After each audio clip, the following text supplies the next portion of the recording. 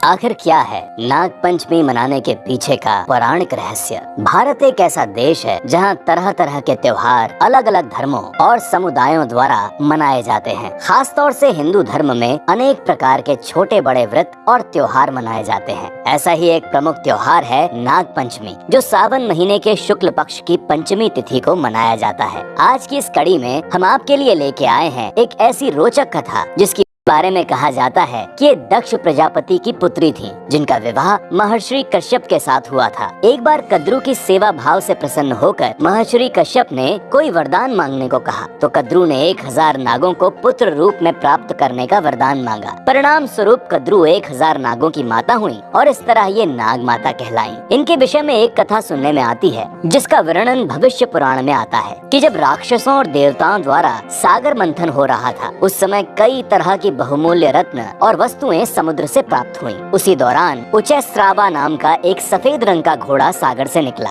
इसे देखकर नाग माता कद्रू ने अपनी सौत विनीता से कहा, देखो ये घोड़ा कितना सुंदर है। इसका रंग तो बिल्कुल सफेद है, लेकिन इसके बाल बहुत काले हैं। इसके जवाब में विनीता ने उत्तर दिया कि ये घोड़ा इतना भी सफेद नहीं है जितना तुम समझ रही हो, और ना ही इसके बाल काले हैं। विनीता के इस उत्तर को सुनकर कद्रू ने एक शर्त रखी और कहा कि अगर मैंने तुम्हें इस घोड़े के बालों को काला दिखा दिया तो तुम्हें मेरी दासी बनना स्वीकार करना पड़ेगा, लेकिन अगर मैं इस घोड़े के बाल को काला नहीं दिखा पाई तो तुम्हारी दासी बन जाऊंगी। विनीता ने कद्रू की शर्त को मान लिया और दोनों अपने अपने स्थान को वापस चली गयी। कद्रू के मन में छल का भाव आ चुका था और वो अपनी शर्त किसी भी तरह मनवाना चाहती थी। इसीलिए उसके दिमाग में उपाय सूझा और उसने अपने नाग पुत्रों को बुलाया और अपनी शर्त के बारे में सारी बातें विस्तार से बताई और कहा, हे पुत्रों, तुम सब अपना रूप इतना छोटा कर लो और इस घोड़े के बालों में लिपट जाओ, ताकि ये बाल एकदम से काले दिखने लगे और मैं शर्त जीत जाऊं, जिससे मेरी ये सौत विनीता मेरी दासी बन जाए। नाग माता कद्रू की इस बात को सुनकर पुत्रों ने कहा, हे माता, हम लोग इस तरह से अधर्म नहीं कर सकते। आप अधर्म के सहारे जीतना चाह रही हैं और ये उचित नहीं है, इसीलिए हमें क्षमा करें। हम आपकी आज्ञा का पालन नहीं कर सकते। अपने पुत्रों की इस बात को सुनकर नाग माता को बहुत क्रोध आया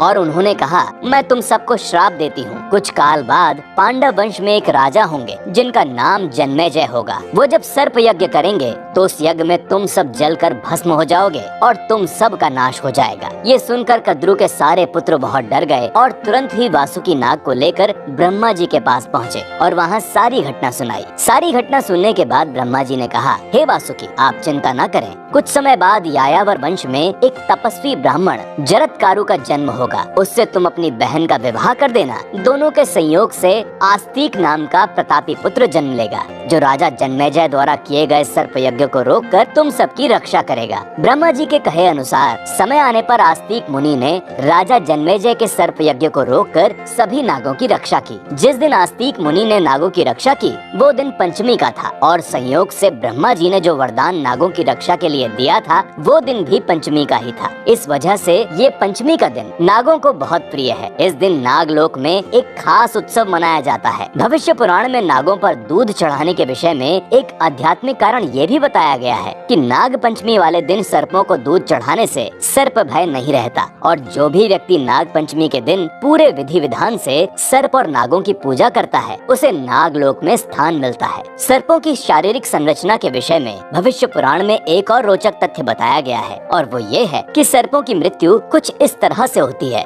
जैसे मोर से, मनुष्य से, चकोर पक्षी से, बिल्ली से, सुअर, बिच्छू, गाय, भैंस, घोड़े आदि के पैर से दब जाने के कारण। अगर सर्प इन सब से जीवित बच गया तब सर्प 120 साल तक जीवित रहता है। सर्प के जन्म लेने के 7 दिन बाद दांत उगते हैं और 21 दिन बाद इनमें विष आ जाता है। सांप के 240 पैर होते हैं जो गाय के रोए के तरह बहुत ज्यादा छोटे होते हैं, जिन्हें हम साधारण आँखों से नहीं देख सकते। ये पैर सांप के चलते समय बाहर निकले रहते हैं और बाकी समय ये अपने भीतरी भाग में चले जाते हैं। जिस सांप के दांत लाल, नीले और सफेद रंग के होते हैं उनके विष का वेग बहुत कम होता है और इनकी आयु भी बहुत कम होती है। तो ये थी नाग पंचमी से संबंधित कुछ ऐसी गूढ़ बातें जो आज हमने आपके साथ साझा की। ऐसे ही और गूढ़ रहस्यों को जानने के लिए जुड़े रहें नारद वाणी के साथ। मिलते हैं अगले एपिसोड में, तब तक के लिए नमस्कार।